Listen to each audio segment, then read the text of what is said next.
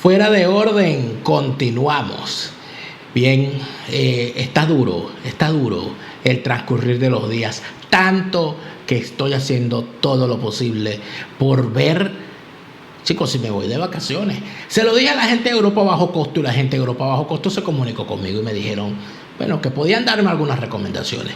Si estás fuera de Europa y quieres conocer Europa, llama a la gente de Europa Bajo Costo, que son los indicados para decirte todo cuanto requieres para conocer este bello continente. Desde la compra de tus pasajes hasta el alojamiento, todo barato, todo al bueno, bonito y barato como tú lo necesitas. La gente de Europa Bajo Costo te ayuda a armar el viaje de tus sueños y puede inclusive puedes pagarlo en cuotas. Siempre con la gente de Europa Bajo Costo tienes una solución para ti, para conocer Europa. Ojo, para conocer Europa.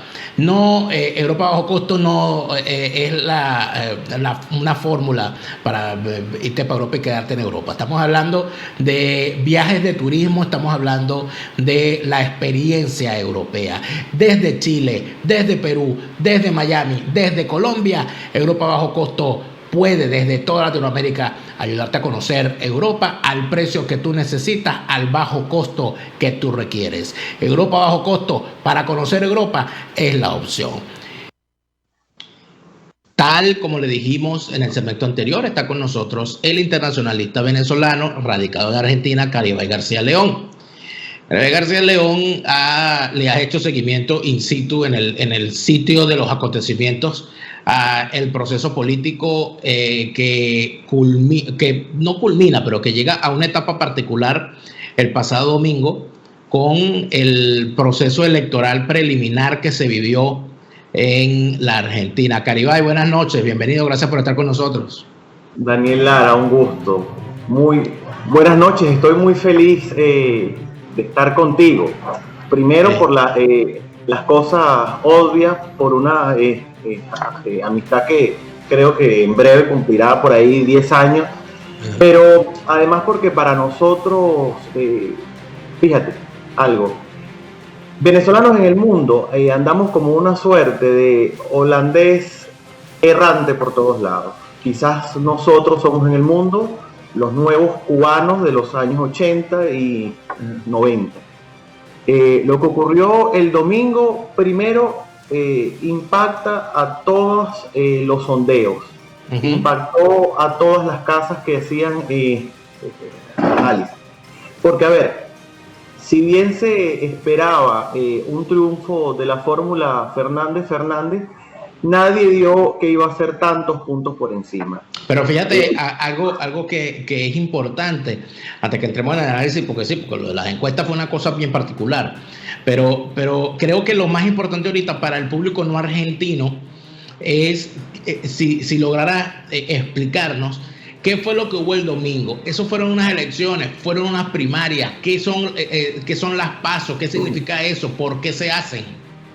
Claro, fíjate. Un cuento muy bueno. A partir del domingo, a partir de las 10 de la noche, muchos amigos venezolanos me escribían. Y me escribían con terror que ganó Fernández, que hay que irnos, que hay que hacer maletas, que ya ganaron la presidencia. No. El primer punto, que las PASO son primarias, por sus siglas, primarias, abiertas, simultáneas y obligatorias para los partidos políticos. Esta ley, la ley 27.000, algo así, se sanciona a partir del año 2009. Esto es para que todos los partidos políticos se midan en unas internas y se presenten sus ofertas electorales al país. ¿Qué se busca con esto? Teoría, claramente. Transparencia en los fondos de financiamiento político a los partidos. Cosas que sabemos por las valijas que llegaron de Venezuela para acá, que eso es mentira. Lo segundo, los partidos políticos, los candidatos que no superen el 1,5% de votos simplemente quedan fuera del sistema o fuera de la competición formal. Es decir, para ver si entiendo, yo tengo un partido y yo teniendo ese partido quiero ser, o sea, fundé un partido para yo ser el candidato presidencial. Si yo quiero ser el candidato presidencial, aunque yo sea el jefe máximo de ese partido, me tengo que contar en las primarias abiertas. Te tienes que contar en las primarias. Y tengo, además de contarme en las primarias que son abiertas, es decir, que cualquier persona puede ir a votar, no nada más los militantes del partido. Correcto, cualquier persona puede ir a votar sin necesidad de afiliación política al partido que Daniel Lara fundó. Pero entonces yo me postulé, porque yo tengo un partido, yo me quiero lanzar presidente, me postulé en las primarias abiertas, simultáneas y obligatorias, en las PASO, me postulé. Y los votos que obtengo tienen que ser mayor al 1% del total. Del total, mayor al 1,5% del total del padrón electoral. Del padrón total de todos los inscritos. El padrón total de todos los inscritos, sí. O sea que si yo no alcanzo ese 1,5% del padrón total, ¿qué pasa? Chao. No puedo ser candidato de mi propio partido. No puede ser candidato, no puede ser. O sea, pero si ese partido es mío y esa tarjeta es mía, ¿cómo no puedo ser candidato? Pero no se puede porque, a ver, está el fin de que hay otro candidato, quizás de tu mismo partido, que sí pudo lograr el 1,5. Ah, ya va. Entonces, va a ser la representación de ese partido. O sea, que en mi partido se pueden presentar varios candidatos a la presidencia. Para esta fórmula, no. Pero años pasados, sí. Porque ven acá. De repente, yo me puedo reivindicar como, qué sé yo, como liberal, como muchos colombianos, ¿no? Y entonces ocurre en Colombia con el liberalismo algo parecido con sus obvias diferencias a lo que ocurre con el justicialismo o peronismo en Argentina, o lo que ocurre inclusive con los adecos en Venezuela, que pudieron haber militado en el partido original, pero se van, más se siguen reivindicando como liberales en Colombia, como peronistas en Argentina o como adecos o socialdemócratas en Venezuela. O sea que de eso más o menos que estamos hablando, lo que pone a haber varios candidatos peronistas. Esta vez no fue así. De hecho, uno de los grandes éxitos, podemos decir, del Frente de Todos, que encabeza la fórmula Fernández Fernández, es que el peronismo está unido. Ese frente, discúlpame, el Frente de Todos y la fórmula que llama Fernández Fernández es Cristina Kirchner. Es Cristina.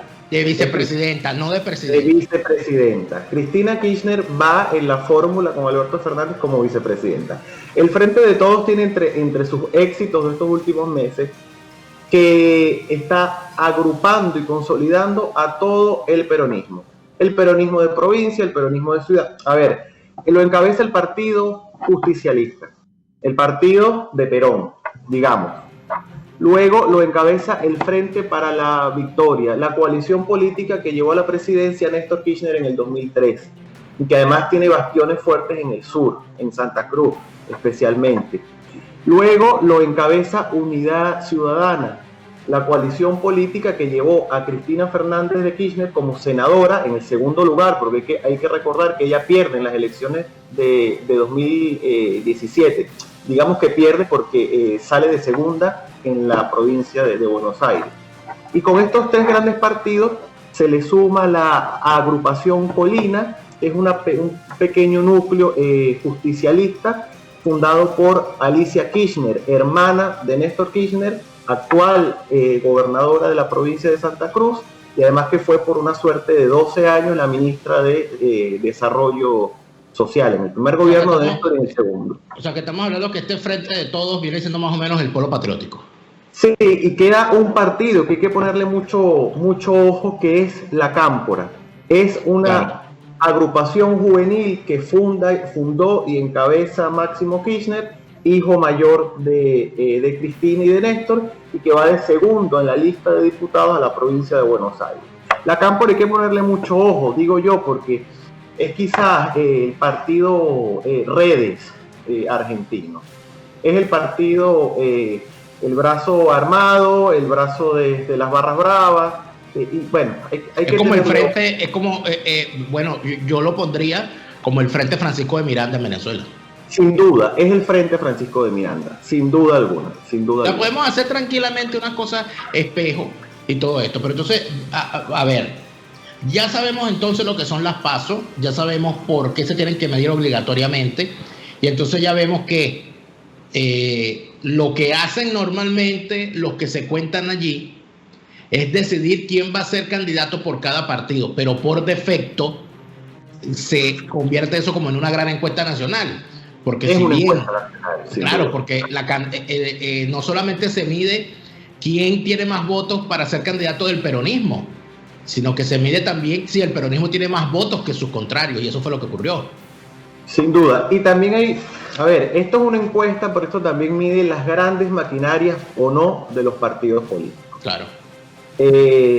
Quizás podemos hacer una suerte de comparación en Venezuela, bueno, porque es el país de donde somos y Sí.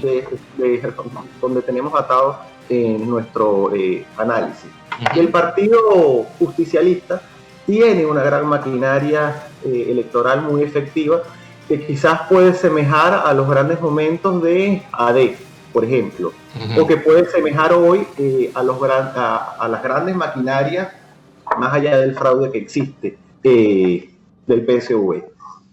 Entonces, mide por un lado una encuesta, pero mide por otro lado también la efectividad de las maquinarias y de lo que nosotros en nuestro país le llamamos el famoso 1×10, que acá también tiene una suerte de parecido. Es el viejo activismo, pues. Es el viejo activismo que el peronismo ha sabido concentrar para él y les resulta, además. Es lo más importante y una de las cosas para reseñar.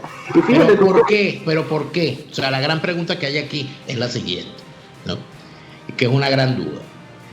El peronismo convertido en kirchnerismo o secuestrado quizás por el kirchnerismo, según cómo se vea, en las elecciones que gana Macri, de alguna manera tenía un desgaste fundamental en la figura de los Kirchner, no como Cristina Fernández de Kirchner, no, los Kirchner completos.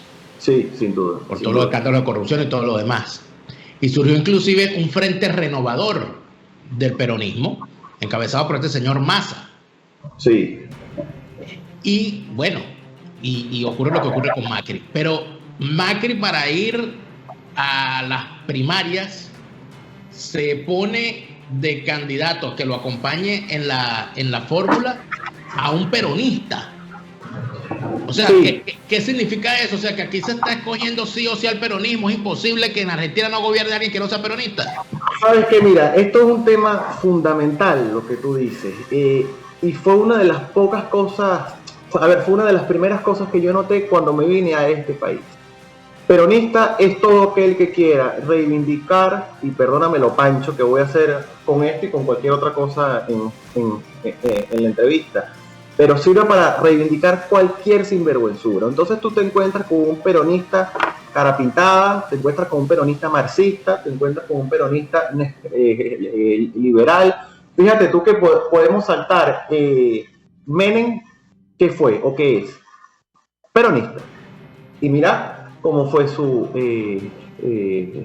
mandato. Tenemos entonces un ala marxista dentro del peronismo que se reivindica como los herederos de Perón y de Evo y toda esa estupidez que ya conocemos, pero podemos tener también alas liberales muy conservadoras como Pichetto, que es ahora el actual compañero de fórmula de Macri. A mí me parece algo importante en este país, y fíjate tú que quizás era con lo que yo quería comenzar esta entrevista. Lo que pasó el domingo en este país es una muestra muy clara de por qué América Latina todavía no encuentra, y yo creo que no va a encontrar en muchas décadas, si acaso, el camino real a la modernidad. ¿Y sabes por qué? Porque el populismo siempre es la respuesta automática de gobernabilidad. El peronismo en la región, mira, yo creo que es el que ha sabido amasar por encima de cualquier otro sistema el populismo.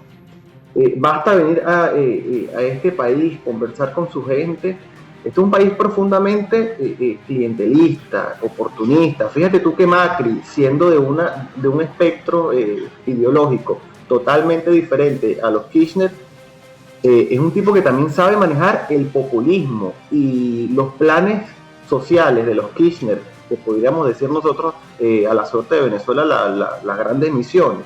El hombre las ha sabido aumentar y las ha sabido mantener, y también es una suerte de juego y de manipulación política.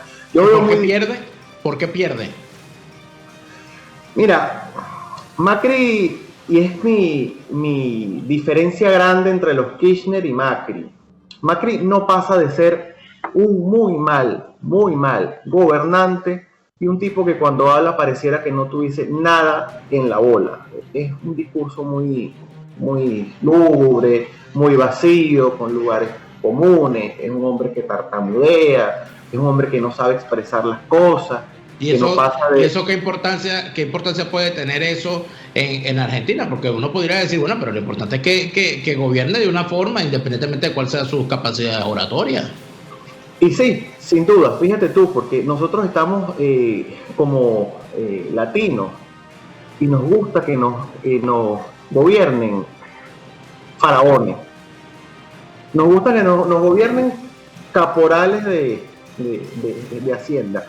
Pero el problema de Macri es, él se ha alejado de las luchas históricas de este país y se ha visto en verdad como un hombre de élite, alejado de lo que realmente ocurre. Fíjate tú que yo pensaba en ocasión de este encuentro contigo, Macri representa un gobierno que se alejó de las luchas históricas de Malvinas, de la lucha histórica por la reivindicación de los veteranos de Malvinas, se ha alejado del tema de la lucha y de la reivindicación de los derechos humanos, pero sobre todo en su gabinete ministerial hay un discurso que se aleja de las clases más bajas que, a ver, en verdad aquí, Daniel, el aumento de los servicios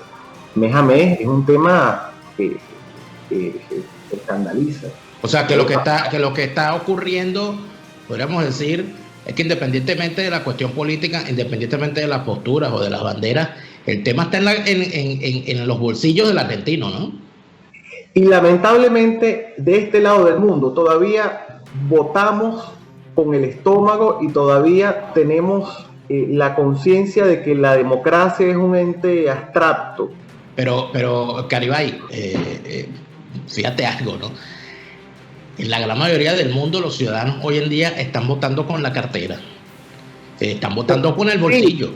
Y fíjate tú que eso podría ser un tema para discutirlo, porque quizás estamos volviendo, y perdóname que yo haga este paralelismo histórico, pero estamos volviendo a la década de los 30 del siglo XX, cuando la democracia en el mundo popular no era.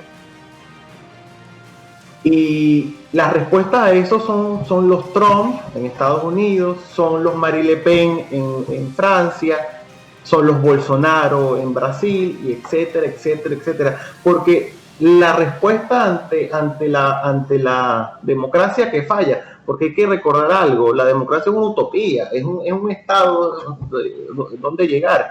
Y la respuesta ante esa mala democracia o ante la calidad de la democracia son estos hombres que pueden ser populistas a la derecha o populistas a la izquierda, como el tema que hoy estamos conversando, ¿no?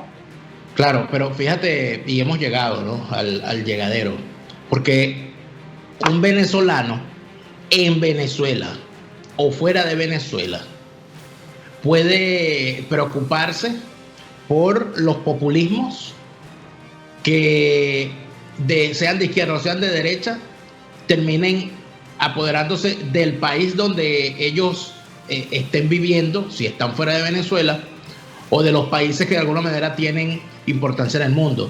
Pero la gran mayoría del venezolano no ve si Donald Trump es racista, si Donald Trump es radical. La gran mayoría de la gente no ve si Bolsonaro es un tipo ultraconservador y homofóbico. La gran mayoría de la gente no le importa, del venezolano común, viendo el desastre en el que está, no le importa el avance de los movimientos de la ultraderecha que puede haber en España o donde sea. Al venezolano lo que le preocupa es si ese político está a favor o en contra del chavismo. Entonces, aquí voy a la pregunta, ¿no? Nosotros hemos sentido, los que estamos del lado de la democracia en Venezuela, que Mauricio Macri ha puesto su diplomacia al servicio de la lucha por la restauración de la democracia en Venezuela. ¿Qué significa para Venezuela un revés de Mauricio Macri? Fíjate, yo voy a comenzar por algo. El kirchnerismo es la cara de la misma moneda del chavismo, sin duda. De hecho, en la región, en los tiempos de Néstor Kirchner y de su esposa por un periodo de 8 años, fueron, después de Bolivia, fueron los principales socios y los principales aliados de lo que hoy en Venezuela consideramos, y estamos sin duda alguna, que es una dictadura. Hay que empezar por ahí. Y lo que tú dices es verdad. En el mundo nosotros nos hemos convertido en las personas que le damos nuestro apoyo irrestricto o no a quienes reivindiquen la causa democrática de Venezuela en el mundo. La diplomacia de Macri, por así decirlo, o de su gobierno, ha estado sin duda alguna puesta a disposición de la restauración de la democracia en Venezuela, y no hay ningún foro, incluso donde Venezuela ni esté, como en el caso de Mercosur. El bloque se reunió hace 2 meses, me parece, y el tema que estuvo, primero por sus voceros y después por él, fue el tema de la restauración en Venezuela. Porque, la política exterior de Macri, igual que la colombiana, la colombiana última, de hace un año, la peruana, están muy claros de que la dictadura en Venezuela no solamente afecta a Venezuela, sino que es un factor de desestabilización para la región completa. Hay que ver cifras. En Perú ya hay casi 1 millón de venezolanos. En Colombia la cifra es enorme, y acá ya son a lo largo de 250.000 personas. Y yo siempre doy el ejemplo: eso es como que en tu casa tú recibas un huésped, pero que en 2 meses vas a recibir a 10 huéspedes, vas a hacer cola para ir a tu baño. Eso mismo está pasando en la región. ¿Qué pasa si Macri pierde? La causa venezolana, y no, cuando lo digo no exagero, pero para nada, se va a perder en esta parte del mundo, y se va a perder un aliado, al menos, ¿no? Se va a perder un aliado, pero es un aliado muy importante, porque además es un aliado que puya a los demás países para hacer cosas. Fíjate tú que después de Colombia y Perú, en el grupo de Lima, los que hacen la agenda, cuando en Venezuela hay un desmán del tirano, es la política exterior de Macri. Esto con la fórmula Fernández, o con Alberto Fernández a la cabeza como presidente y Cristina como su compañera de fórmula, no va a ser así. Fíjate tú que yo te voy a leer unas líneas que dijo Alberto Fernández en su primera entrevista ayer, hace apenas 24 horas.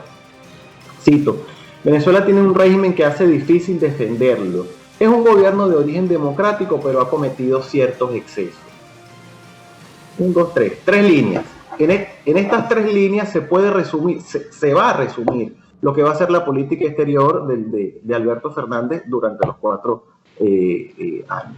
O sea, que estamos hablando de que si el kirchnerismo, aunque se disfrace, sigue siendo kirchnerismo, llega al poder, van a terminar aplicando una política parecida a la que está aplicando, por ejemplo, este señor López Obrador en México, que ni me meto, ni me mojo, ni apoyo, ni empujo, y bueno, en función de los intereses personales o propios o políticos que tenga, se orientará, pero no parece esa declaración muy contundente en contra del chavismo, ¿no? No, sin duda. Fíjate tú que los kirchneristas, sean dirigentes o gente común como nosotros, piensa que nosotros, que ya casi 300.000. Estamos en este país tomando mate, pasando unos días chéveres y ya. A mí me parece que la causa de los exiliados venezolanos, a ver, no hay que faltarle respeto a los exiliados venezolanos, primero por ahí.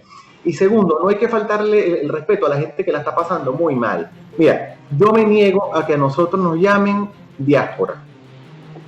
La verdad, a mí personalmente no me gusta. Pero sí, yo creo que todos somos una suerte de exiliados, porque todos... O de, inclusive si vamos a los términos estrictos, estamos hablando de expulsados o de desplazados, más que esa cosa romántica de una diáspora que se fue. Aquí estamos hablando de gente que está huyendo. Sin duda, porque mira, a ver, yo creo que tú mejor que nadie lo puede decir. Todos nos vinimos o nos fuimos porque en verdad, a ver, todo apuntaba a que podría estar en riesgo o nuestra propia vida o nuestra salud o la de nuestro entorno. Si nosotros estamos afuera y estamos bien o no, es consecuencia de que nos vinimos obligados. Claro, ahora, fíjate tú algo, ¿cómo le cayó esta noticia a los venezolanos con los que tú tienes contacto? O sea, ¿qué piensa la gente? ¿Qué piensa el venezolano común que está en Argentina de lo que ocurrió? Mira, hay una gran... A ver, yo lo voy a decir por ellos, pero también por mí, porque yo no me salgo de esto. Salir de tu país no es comenzar de cero, es comenzar...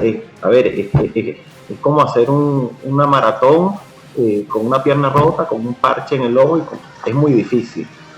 Y cuando se tiene mucho tiempo o poco y se logra tener una cierta estabilidad, pensar que hay que salir casi por las mismas condiciones y pensar que hay que volver a comenzar de cero, eso es un trauma muy grande que tú claro. y los que nos escuchan, claro que lo saben. Hay una incertidumbre enorme, porque como te decía hace unos minutos, el kirchnerismo es la cara de la misma moneda, del chavismo, de lo que está pasando en Bolivia, es exactamente lo mismo. Claro, y aparte de eso, y aparte de eso que no es una sospecha, es que ya los vimos en acción. O sea, no es que estamos sospechando, como pudo haber sido con López Obrador. Bueno, sospechamos que López Obrador puede ser chavista. No, o sea, es que estamos seguros, porque ya el kirchnerismo demostró su grandísima alianza, no solamente con el chavismo, sino con las fuerzas más oscuras. Fíjate tú, Cristina Kirchner, su familia y funcionarios visitaron la última vez Venezuela en el 2014. Maduro visitó este país en 2014 y fue condecorado con la Orden de San Martín, que es la orden más alta que tiene este país. Es como decir, en nuestro país, la Orden del Libertador. Bueno, o ahora la estupidez de la Orden de Libertadores y Libertadores. Pero bueno, fue acá condecorado, aquí fue premiado, habló en la Casa Rosada. O sea, hay una amistad. Además, cuando murió Chávez, la primera viuda que fue a llorar por día fue ella. Recordemos que en el bicentenario de nuestra independencia, la oradora de orden fue Cristina Fernández, que además fue invitada especial en el palco presidencial en los próceres. No hay que olvidar estas cosas. Lo que tú decías muy bien, no es una sospecha, es a cabalidad que son amigos. Y fíjate tú que acá, cuando empiezan a hilar el tema de la corrupción en exportación de arroz o de soja y el tema de los hoteles en el sur, aquí los nombres que aparecen son María Gabriela Chávez, por ejemplo. Y cuando allá empiezan a hilar temas de corrupción, quienes salen en Venezuela saltando es Máximo y Florencia Kirchner, los dos únicos hijos de la pareja Kirchner. Y sale Julio De Vido. Además es un hombre que aquí está preso por grandes casos de corrupción. A ver, aquí no hay sospecha. Mira, obviamente que los venezolanos tenemos en este país una gran incertidumbre de lo que va a pasar. Pero yo te digo algo más, y esto se escapa fuera de los análisis políticos que podemos estar haciendo. Esto se habla del factor humano. Es que si ya costó irse de Venezuela, pero lo hicimos todos, que fue despedirnos de mamá, papá, perro, el Ávila, empanada, lo que sea, lo que tú digas, pero si ya lo pudiste hacer, yo creo que sin duda alguna irse de acá va a ser mucho más fácil. Pero Caribay, fíjate algo con respecto a eso, porque volviendo un poco al principio, se nos hace el tiempo corto, ya tenemos que despedirnos, nos queda apenas minuto y medio.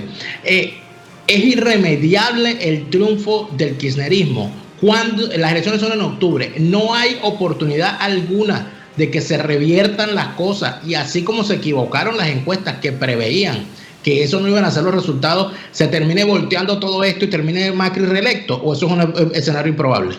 Mira, yo te voy a dar un escenario que yo he hecho, no quiero ser infalible porque mucho menos, pero yo todavía, y tengo ya días diciéndolo mucho antes del domingo, yo todavía pienso que Macri en segunda vuelta va a ganar. Ajustado, pero va a ganar, porque primero, el promedio de los ciudadanos de este país no fue a votar el domingo. 3 razones. No sabían por quién. La segunda, no, las pasos no las ven importantes. De hecho, la participación no fue tal como se esperaba, o no fue como hace 4 años. Y la tercera, dirían los abogados, hay jurisprudencia. Hace 4 años Macri perdió en las pasos con Daniel Scioli. Así. No fue una derrota tan grande como la que vimos el domingo, pero lo fue, porque a ver, Cambiemos es una coalición joven que la conforman principalmente 3 partidos. La Unión Cívica Radical, un partido tirado a menos de hace muchísimos años, donde tiene una maquinaria política o electoral, digamos, que no funciona mucho. Está luego el PRO, que es Propuesta Republicana, el partido de Macri, que la maquinaria solamente funciona en la ciudad autónoma, o sea, en Buenos Aires. Y el tercero, que es la coalición cívica de Carrió, que es un partido en verdad muy pequeño. Minoritario. Lo que yo quiero decir con esto, te lo dije hace unos minutos. No todo está perdido. No todo está perdido. Aparte de ser una gran encuesta, fue también una gran encuesta de las maquinarias electorales. Claro. Hasta ahora es lo que sigo diciendo. Hay que ver qué pasa de aquí a noviembre, porque también se ha demostrado, y ese también es el miedo de venezolanos y no venezolanos, que la economía, el sistema político argentino es muy débil y se puede tambalear ante cualquier vendaval o brisa suave. Fíjate tú que lo que ha pasado desde el domingo para acá, los bonos han bajado un 20%, el riesgo país está casi a 900 puntos. Es un drama muy importante que hay que ver qué pasa. Claro, bueno, habrá que ver qué pasa. Todavía queda algo así como mes y medio o 2 meses antes de la cita electoral de octubre. Estaremos pendientes de eso, Caribay. Muchas gracias por habernos acompañado esta noche. A ti, Daniel. Muchas gracias. Y con esta conversación con Caribay García León culminamos nuestro programa de hoy, amigos. Recuerden que, bueno, de repente Cristina regresa. El que no regresa es Chávez porque se murió. y eso siempre hay que tenerlo presente. O sea, Cristina regresa. Néstor Kirchner no regresa. Tampoco. Kirchner no regresa. Tampoco. No, y Fidel tampoco. O sea, no van a regresar, ni regresa Ceausescu, ni regresa Duvalier. En Venezuela, chuleta para todos. Chuleta para todo el mundo, no volverán, por más que siguen, no volverán. Gracias a todos por habernos acompañado y será hasta una próxima oportunidad.